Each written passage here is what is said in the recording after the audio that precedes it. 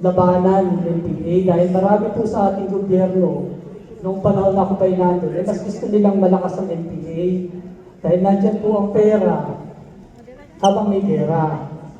So namamatayan ako ng mga sundalo, namamatayan ako ng mga kaklase, inuuwi, siguro hindi nila po alam ng all-out war, na tinry ni Presidente Erap na ubusin yung NPA. Hindi po nababalita sa mainstream media na inuuwi ang mga bangkay ng mga sundalo natin via C-130. Halos din dito every other day sa Villaamor at sinasalubong na surviving officer. Isa na po ako yung naging surviving officer ng mga kaklaseng tao ko. Bakit ko po sinabing parang may lolokohan lang? Kasi po pag nakapatay kami ng NPA o in a legitimate operation, isang oras lang nandiyan na po sila Randy David, sila sa Toro Campo, binibail out na yung aktivista. Pero pag namatay ang sundalo, casualty of war daw kami. At wala naman nagtatanggol sa akin. So, alam niyo po, para ma-promote ka rin to the next higher rank, kailangan mo po ng CHR or Commission on Human Rights clearance. And sad to say, once na napangalanan ka na po ng mga kaliwang grupo as lumabang sa karapatang pantao, malabo na pong ma-promote ka to the next higher rank unless hahalik ka po sa behind ng mga nakaupong politiko. And mind you, once you reach Lieutenant Colonel o Colonel, kailangan mo na po ng komisyon na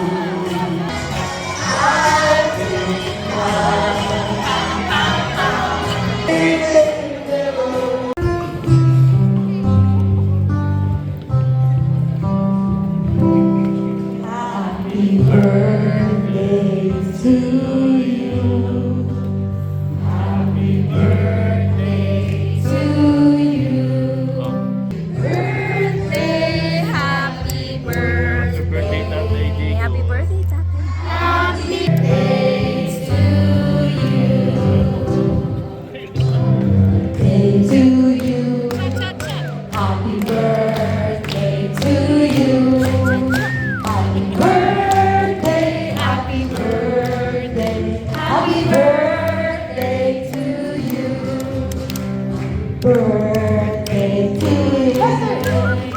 Happy birthday. Come on. Happy birthday, happy birthday, happy birthday to you. Happy 80th birthday to our former president, beloved Rodrigo Roa Duterte. Go Duterte! Go Duterte! Go Duterte! Go Duterte! Duterte! Duterte!